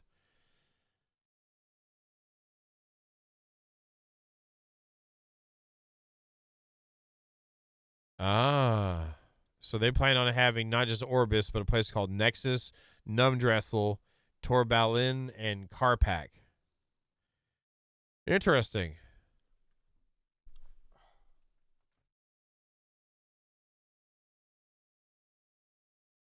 I need to get a shake right quick, a protein shake right quick. But this is very interesting information. I don't know how boring it is for some of y'all, or how not interesting it is, but it's cool to see this. There's nothing on the scripting yet that I see.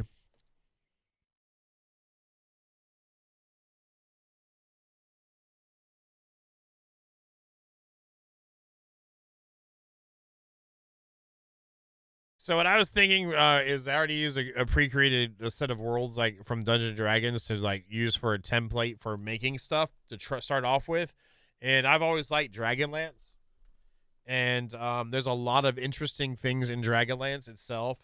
I've talked about it before and trying to do stuff in another game, but it was just way too much. So this seems like a good place to start with it, especially being able to make characters and whatnot. Let me bring up this. So the big thing with that is I had pulled that off the archive, but go back to the beginning, please. There we go. It's the Art of Dragonlance there, but there's like a good feel to it, I think, because there's a lot of dragons, mystical things, but there's interesting systems to build in it too. If we can get into the scripting, potentially into the magic systems, there are really neat. The iconography though, I really like Verminard there with his red dragon, Tasselhoff. And the thing is that there's modules made for this already for like campaigns, which I have, which would be cool to build into quest systems. There's Raceland, Majir. They'd be cool to build in the quests into the game with the NPCs and the creatures. There's a race of creatures called Draconians, which are dragon men, of the different metallic dragons that were corrupted by the chromatic dragons, blah, blah, blah. A big thing with that. And is seeing the different kinds of skeletons they have in the game, and some using magic and other things. It's viable. Kiskanth, whatever you pronounce in there, is King Leorc, not Leorc. What's his king? I get mixed with with freaking Diablo. But cyan, a green dragon. There's three different kinds of elves: the Qualinesti, Sylvanesti, and the Qualinesti, Sylvanesti, Qualinesti, and I forget what the water ones are called off the top of my head. The main antagonist is Tachesis, which is a 5-headed dragon. There's a silver dragon. This is a little bit older stuff. Now there's a Lord Soth. He has undead skeletal riders with him. That's Katara, and probably doing the same age as these were from. But I thought some of this would be pretty interesting just to try out at first. I'm not gonna say I'm gonna do the whole world, but I'll use that as like inspiration at first for making actual creatures initially to see how they translate into the Hytale feel, and go from there. There's several different kinds of dwarves. I really like this is from Legends. It's a novel. So we'll see and go from there. There's some pictures of the Draconians. There are 4 different ones in this picture. There are 5 total different types. These are the most intelligent ones. These are derived from gold dragons. These are the Orax. Are they Oryx? I forget. I have to go back and read them again. These civics are brutal in combat, made from silver dragon, eggs, etc. And there's Lord Soth with his ride, and the actual layout of the land is really nice too. And so, anyway, I just thought this was pretty cool, and I'm gonna probably try some stuff with it first. Basically, start off by trying out building some props, some decorations first, maybe stuff from the last home, and go from there, and build it out from there. I don't know how much is gonna get from there, but if anything, it'll create like a fantasy kind of basis for things, and I'd like to get to where even if it doesn't end up being this specifically, it can be influenced by this, but then we have our own. Remember the custom fantasy server we had for Ark? I did. That was decent. It was decent. It wasn't the best, but I did my best for it. That's how we met Eddie. Eddie! From that. This is more so like completely custom to our community on a server and evolve from that. But I figured that'd be kind of cool to make videos on creating models for it and getting into the modding of stuff. And with the landscape generators, if they get where you can put in POIs, there's some really interesting ones within it too. Go back here. I have more here. Yes, I do. And the cool thing is like using something like this as a inspiration. Now, there's some stuff that's used in the regular Monstrous Compendium from then, but like you get into the full specifics of their stats, and so what you do is you normalize it to how Hytale works, and then you can already have the built-in for things, typically, which is really cool. These are bad pictures of the Draconian stuff. This is a quick reference for it, but that's a Proto 1 version anyway. So you got the Auric, which are the gold ones, which are, again, these are like Dragon Men, Baz, Bozak, Civic, K-Pack, for different things, which I think would be pretty nifty. You got a crap load of different dragons in them in general. Anyway, and then you've already got placement and whatnot for where they go. There's plenty of dwarves. And building dwarves would be pretty interesting in here, too. You've got evil dwarves with it, too. There's your different elves. Cagnesti is the wood elves. There you go. Yeah. And there's sea elves, too. 2 different kinds of this. It was 5 elves. It was 5 different kinds of elves. So anyway, like this, the biggest thing in this is the stats. So you can get into actual attacks and whatnot, and preferences and weapons, and have it spawn with the weapons. So you'd be building all that for it. I think it'd be kind of neat though. Is like choose a subsect of this, try to get it together. Again, doing simple decorations and whatnot, and go from there. And the cool thing is that this also has an atlas for it. So laying out the atlas itself, and it has a breakdown of like actual specific areas and then actual towns. I'm very familiar with this book because I have it.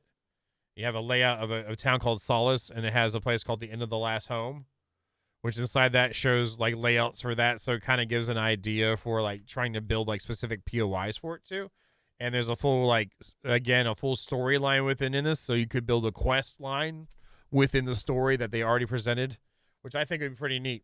You know, and at least this part here is a great way for proof of concept because you already have all the world building done and stuff like that, so you can just go in and learn the systems of Hytale. And as you learn it, you've already got references to kind of get the things, and then you're like, okay, and then maybe eventually leaned into something more original. So that is so overdone. Like Forgotten Realms is so overdone for everything everything Dungeons and Dragons.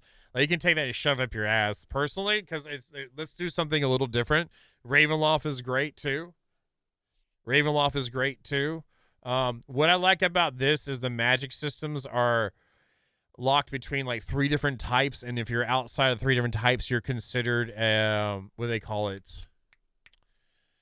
Not a rogue mage, but you either have white, black, or red mages, which is really cool. Almost Final Fantasy-esque, but it's not. It's interesting how it does. There's lunar cycles that affect the magic, which I think is really cool. Anyway, so, but it has lots of nice layouts to kind of give you this, but there's not hard rules either. So you got a general idea of a place. Dark Sun would get old after a while, like for environmental building. That's kind of why I like this, because it has, within the continent of Ansalon, it has like swamps, mountains, plains, plateaus, and whatnot, and a good berth of things, so you can choose a chunk, like choose the southern area and go from there, you know? But it has good layouts for ideas, you know, and just trying it out and seeing. So like, let's just say, like, all right, we're going to try that. Let me try to make some stuff first. Let me try to make some weapons first. Then, okay, those kind of work like that. That's how this works, you know, and go from there.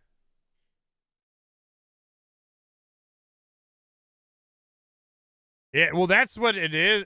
It's actually, you've got chromatic dragons, which represent the evil. So your red dragons, green dragons, blue, white, and black, and then you have the good ones, which are metallic. So, and this is all based off of a 2.2nd edition. Not that it matters, because it's going to be translated over to Hytale in a way, I think. And we'll follow it around the same times as the Heroes of the Lance or post Heroes of the Lance, probably right when it's happening or something. Maybe have it happening and have those characters around. I don't know, but I think that would be kind of cool just to try it and get some stuff together for it. Use existing assets for placeholders from the game, if we can get into that far of it at all.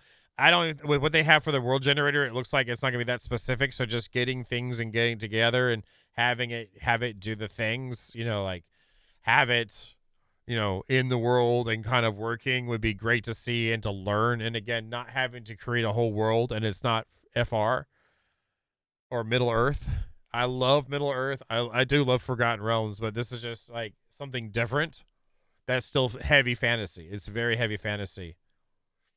So anyway, I that's what my idea is currently. I don't know if it's going to be a thing. I'm going to try it hard, and you know, at least finish some stuff with it, and then make a decision if it's worth putting more effort into. So if you want to join me on trying this out when get the stuff, like I'm going to try and make some characters in it that are based off of this, and go from there, and then kind of, if you want, and then get into the modding of that as well, like the backlying systems that support it. But anyway, if anyone's wanting to create stuff, that's kind of what I'm thinking. And I'm going to, like I said, I'm going to make videos for it, for the model creations, if I can get the hang of it, which I think I can. This seems like pretty standard and stripped down simple. Like add an element, add a cube. There's the cube. I got to get the movements right. So to get into this whole thing, and again, it'll be unique for us because it'll be for our community, and at least initially or something. I don't know. That way, we don't worry about any type of things. But yeah, I would change the hotkey some for this for me in a way that I like it. But otherwise, and this, yeah, this is already, and then you can erase. Okay, that's for textures. You can paint textures if we have a texture applying to it. Okay. Oh, that changed the hotkey for that.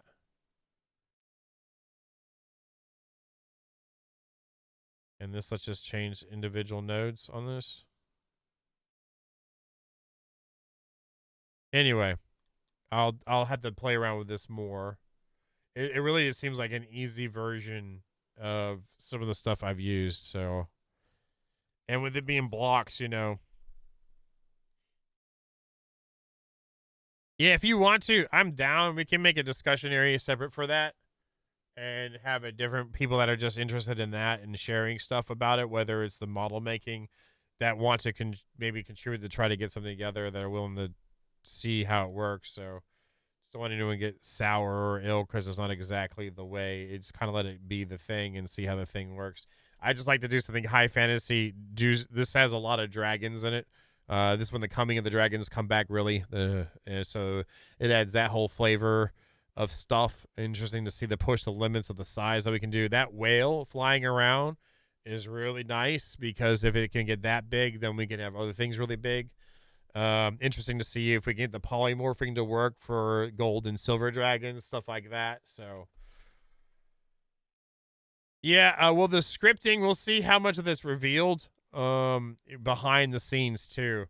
I think focused firing and be able to knock out something and get a system for it to work would be the good way to go. But I just think it'd be neat. We have something like we play it and be like, look at this, and they're like, where are you get that? It's like, well, they're doing that, you know, kind of a thing, and be proud of it, and it'd be ours ish. But make our own stories. Again, using this to start off with doesn't mean that'll be the only thing to do.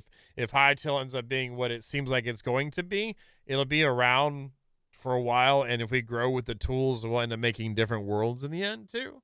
I think that'd be fun. We think it'd be fun. So we like to build. A lot of us like to build. So being able not just to build in the game would be pretty rewarding, you know. That's my pitch on what I think I'd like to do. And again, it'd be in the style of Hytale too. So be translating it over and doing like, you know, ideas from that. So that looks like that's all they have right now in that whole thing that they've announced thus far.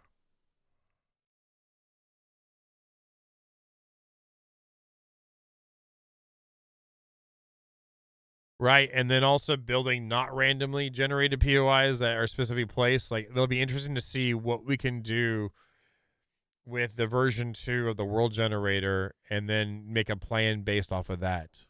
You know? There's several amazing underground things that could be built too for stuffs. Uh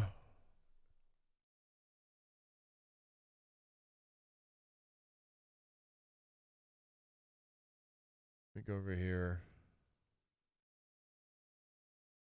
Let me see if there's anything else to look at.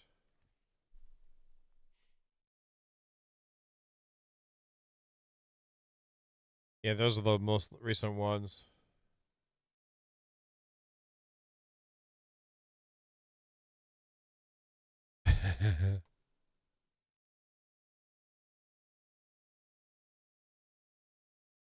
This is the part we looked at before.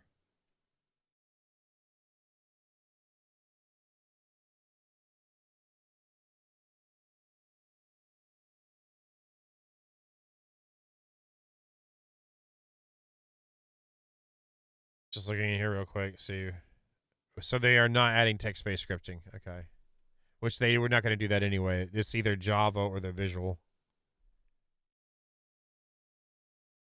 And we watched a little bit of this one too, where they edited the stuffs. And here's them showing the block bench. For me, this like hinges between like the teetering edge between Minecraft and World of Warcraft. Personally, I know some people don't like World of Warcraft at all. I understand, but the idea of the coloring and stuff, a little more actual shading and detail in some of this stuff too. I really like how the wood looks on this, like the shield and the hammer on his back or whatever that is. So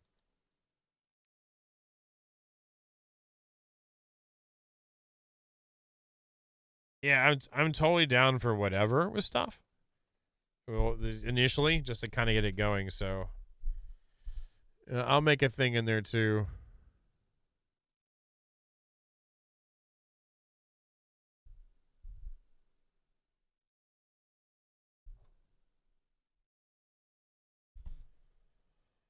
So anyway, that is what we got. So this would expect on release day is nothing modded.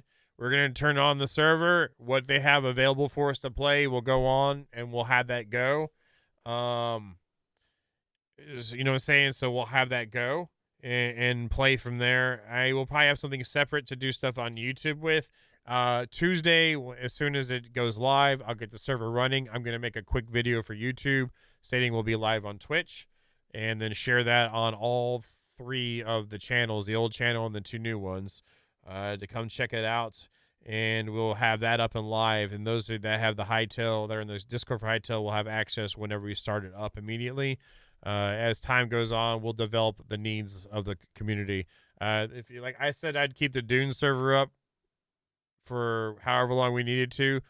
The Dune server is still up, so at least I have a history of it staying up. It's going to stay up. So, and that still cost me a little pretty penny to keep running.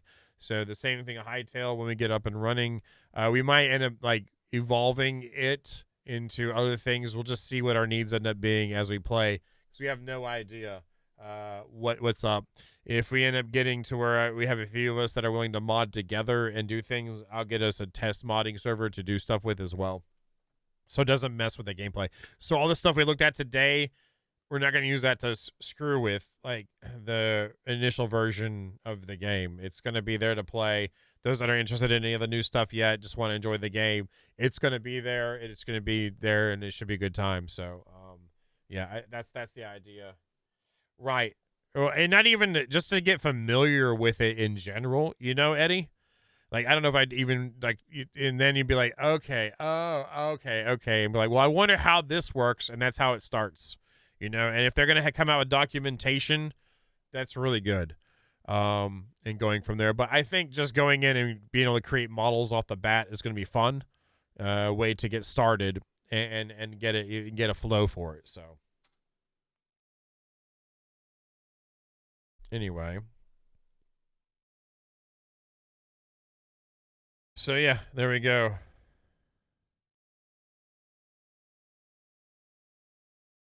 I'm looking forward to it. Any other comments or questions or anything you that want to know, like what we watched today, about the upcoming server, about some intentions with things with it?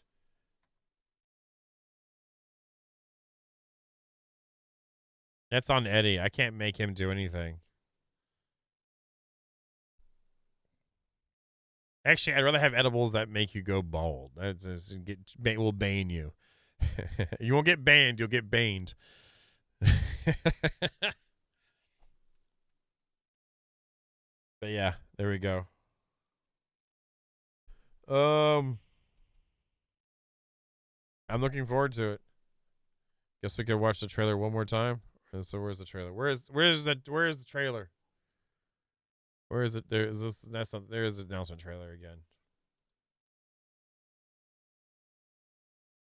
Turn it down a little bit, and then I guess we'll do something else. It's gonna be hard to play something right now. You know that, right? All right. Is there a game that do y'all want to jump? Who wants to play Asheneer? Do you want to go in and roundhouse kick?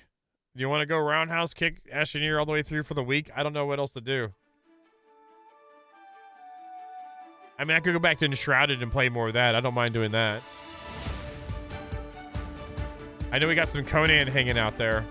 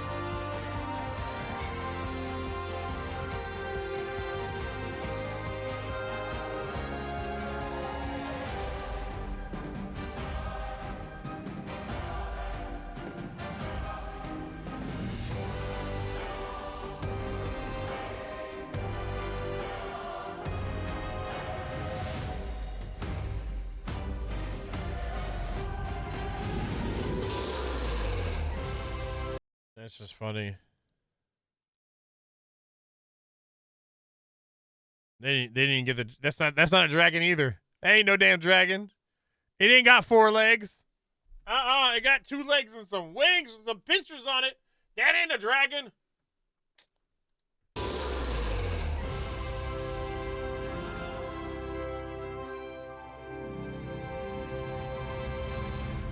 The cool thing, Eddie, is that it's pixel blending, so it'll be, at least you're not having to do like crazy. It's about like medium easy, I would think, to get started. Start small things and go from there. Thank you, Talson.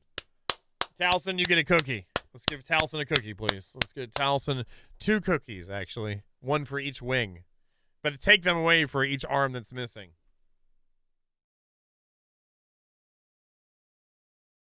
So anyway.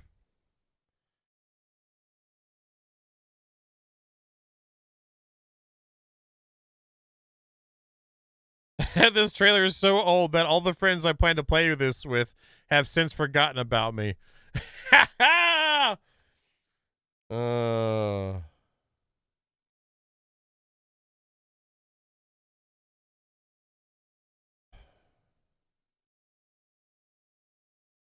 Anyway, there we go. Yeah, I just it's funny too if you watch the original Hobbit, not the original, the Hobbit, like the live action trash. The first one, you can see when they're talking about Smaug breaking, taking over the Lonely Mountain, Erebor. It shows it clearly walking in with 4 legs, through the front door, and then later on it doesn't have that. So Zero used to call me on my cell phone. Okay. All right. You used to. I know when that hotline bling, it can only mean one thing, though.